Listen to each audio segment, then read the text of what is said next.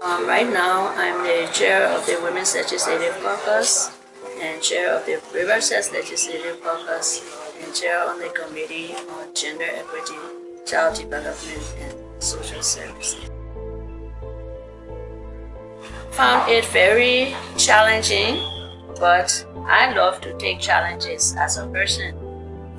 In a male-dominated space, especially where I represent a constituency of rural Liberia.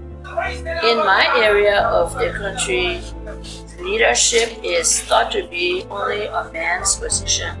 Women are to be submissive, women are to follow the lead of the men. But getting into the political arena with men, it was a bit of a challenge.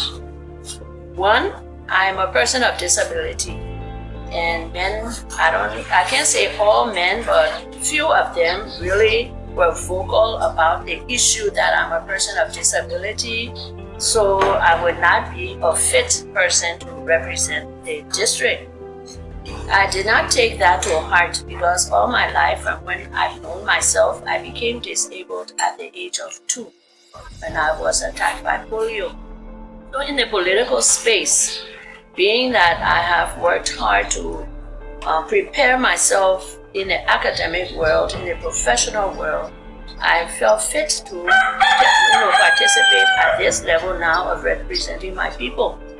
River says we have almost half and half male and female, but males are higher when it comes to professional attainment, educational level, and all of that.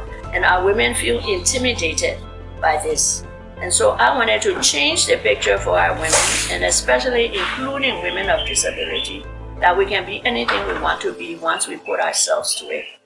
Legal reforms are there just to give us that backing.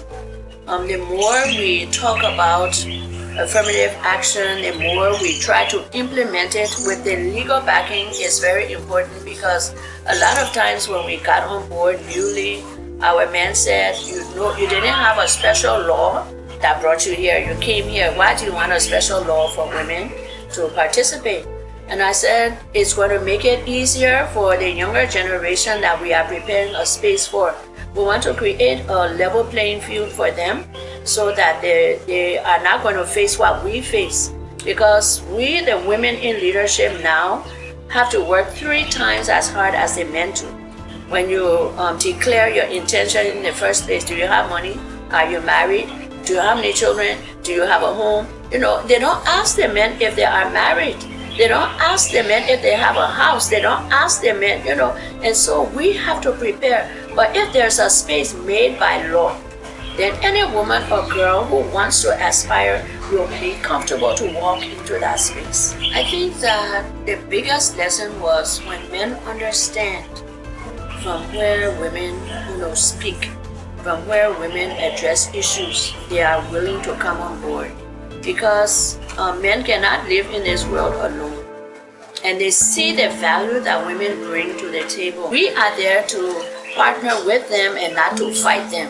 We have learned that the approach to presenting our issues is not in an antagonistic way, but it is, I need you to help me.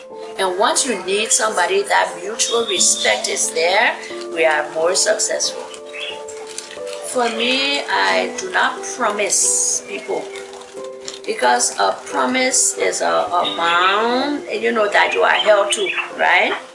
But get people to come along with you, plan with your people, you tell them the dream first, then you all sit and plan, then you implement together, you do analysis together. We have town hall meetings and we ask them, what is the need? How do you all see yourselves here? And once they have given that suggestion, then we plan together and we implement together. Because doing that, you make our people a part of your leadership, because the leader is just the person in front. But you can't lead without no followers. Women's leadership is very necessary, as I told you of the Adam and Eve story. Men are not an island, women are not an island. We have to blend forces to have success. And it's important because we are about 50-50 when it comes to the population of men and women. But leadership has a skew of the men way up and the women way down. The Women's Caucus has been going around to different communities in our different counties, and we are trying to lobby support to go to counties that don't have any women at all in leadership, to talk with our women. We don't want women to see themselves as less valued to men. We are all valuable. But, women are very unique people. We are ashamed, we say, no, I don't want to go in and fail, afraid to take risks. A lot of women lack the self-confidence to step forward. And so we bring out these issues and we listen to them. What are your challenges here? Why is it that you have more and more? And we give them the statistics of how many women we have in government in general, in the executive, in the judiciary, in the legislature. And so when they hear those numbers, they are concerned. And so we've been getting good feedback from the women, and we are hoping to have a national conference where we're going to talk about this so that the picture come 2023 changes. I've been able to overcome it because of my personality as a person. People will wonder at my age why I look younger than my age. If I say my age, people are shocked, I say, it depends, your outlook on life. I'm a very optimistic person. I'm a happy person. I like making jokes because the more you smile, your demeanor is more pleasant. When you smile, when you laugh, you make jokes and interact with people. And so in the political arena, this has helped me to be able to interact with my male partners in a way that they say, oh, we didn't know this lady was like this. And so they have been able to accept me for who I am, and I interact with everybody. I make myself available to my people, and by phone call, I go and visit the most rural parts. All of the time I'm on the move, and people wonder, why are you always going here and there? I say, no, I have to be available, I have to be approachable to my people. So my male counterparts have found that, I think, as a strength that I have. So they are free to talk with me, and my age being older than most of my counterparts, so they respect me for that.